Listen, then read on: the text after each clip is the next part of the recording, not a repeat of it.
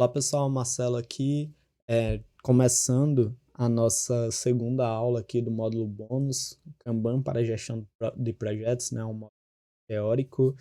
Nessa aula a gente vai falar um pouco sobre os elementos do Kanban. Então é justamente o objetivo da aula explicar os principais elementos do Kanban, como eles, né, estruturam um fluxo de trabalho eficiente. Sem mais delongas, já vamos falando aqui de 4 elementos fundamentais para o Kanban, né? O primeiro deles é o quadro, então, quadro Kanban, que é justamente a representação visual do fluxo de trabalho dividido em colunas que mostram o progresso das tarefas, né? A gente já viu o quadro Kanban na aula anterior, mas ele consta aqui como um dos elementos principais. Então, para você ter o Kanban, você precisa ter o quadro, você precisa ter também os cartões Kanbans, onde neles cada tarefa é representada, né? Cada tarefa é representada por um cartão contendo as informações daquela tarefa, como responsável, prazo, status. Geralmente a gente pode fazer um quadro Kanban com post-its. Então, se é um quadro físico, aliás, que vai ser colocado ali no canteiro, né, ou no local de trabalho para que todo mundo possa ver, o mais usual é ser representado esses cartões como post-its. Onde que mora o problema aí, né? Neles é bom que a gente coloque o máximo de informações possíveis. Aqui eu adicionei responsável, prazo e status, mas podem ter ainda mais, como detalhamento da atividade, atualizações sobre aquela atividade e no post-it não vai ter espaço para isso. Por isso que ambientes de Kanban virtual ganham vantagem a mais, porque você pode detalhar muito mais, né? Muito mais essas atividades lá dentro. Como a gente viu, né, no curso do Trello, as possibilidades que dá para a gente fazer cartão só são é, gigantes. Né? Terceiro é o limite do trabalho em progresso, work in progress. Tá? Então, isso daqui é um dos elementos principais também do Kanban. Aqui, o intuito é definir o número máximo de atividades que podem estar em andamento ao mesmo tempo, evitando a sobrecarga. Nas 3 colunas principais do Kanban, né, a gente tem do, né, o to do, doing e done, né, a fazer, fazendo e feito.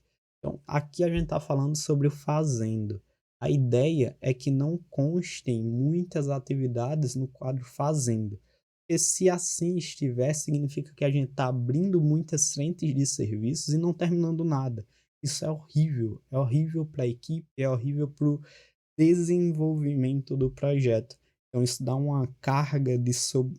uma sensação de sobrecarga gigantesca à equipe, dá muito mais gasto, né, intelectual. Um mesmo trabalhador está preocupado com várias frentes diferentes e não concentrado em fazer o seu melhor para uma tarefa. Então isso é bem ruim para o desenvolvimento do projeto, para o dia a dia. Então, isso daqui é o limitar, né, esse tipo de coisa, é um dos elementos fundamentais do Kanban. E o Kanban, o quadro Kanban, a coluna fazendo, nos ajuda muito bem a visualizar quando esse fluxo, né, de atividades em andamento, ele sai um pouco do controle.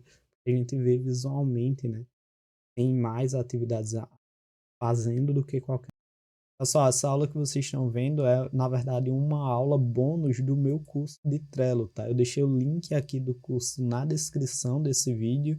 Vocês podem conferir mais, tem um conteúdo bem mais premium e completo sobre o uso de Trello, sobre gestão de projetos.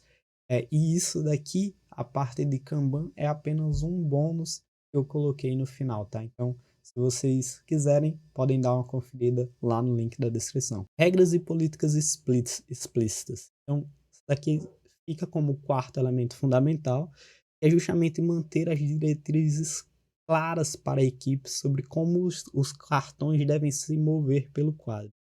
Para quem já viu o curso do Trello, eu falo um pouco sobre isso.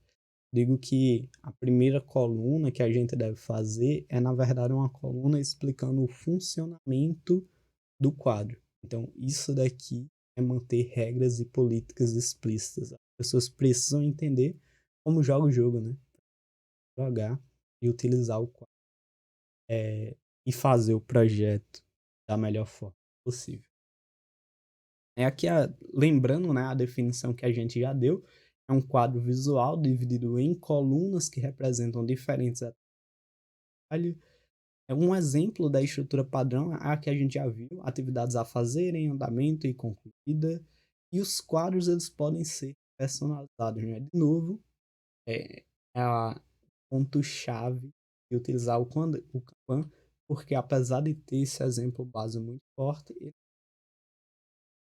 personalização. Os cartões Kanban, né, entrando agora em cada um dos elementos, o que são? Eles representam unidades de trabalho. Eu não estava falando atividades, né? Mas é um pouco mais. A definição é um pouco mais sofisticada. Eles representam unidades de trabalho ou unidades de suprimentos, unidades de materiais que a gente está usando para a gestão de suprimentos.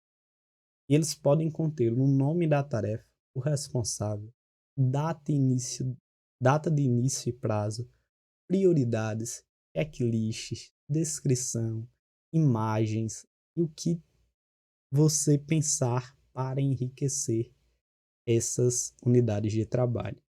Cartões, cada um dos cartões é uma unidade de trabalho. Unidade a ser definida e explicada nas políticas de diretrizes, tá?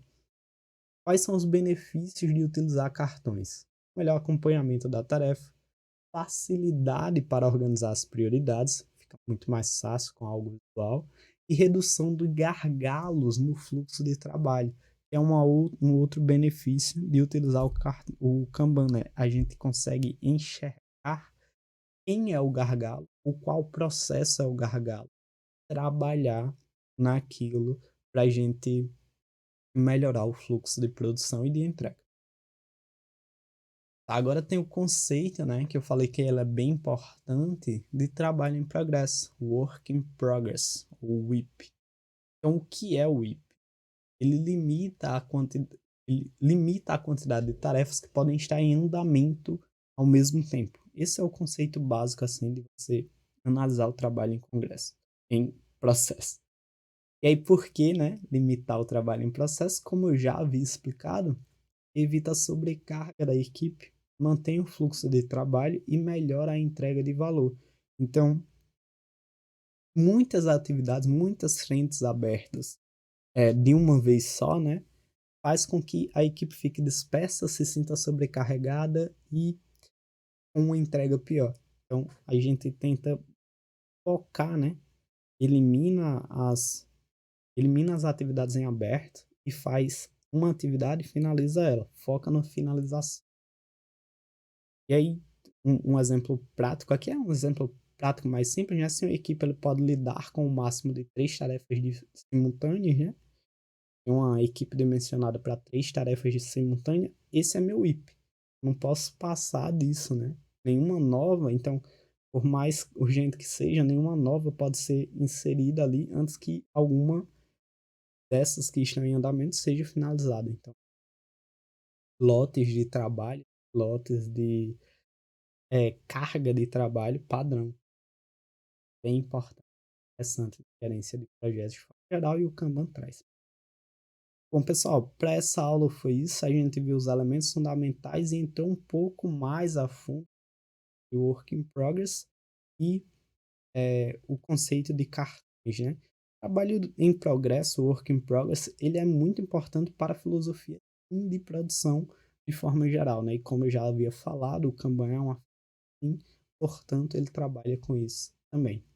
Aqui são os meus contatos. Se vocês quiserem me contatar por lá, só mandar e-mail para o e-mail da minha empresa ou me chamar no Instagram. Estou deixando aí Instagram, LinkedIn, e a gente conversa sobre qualquer que seja pertinente. Essa aula era isso. Nos vemos nas próximas. Valeu!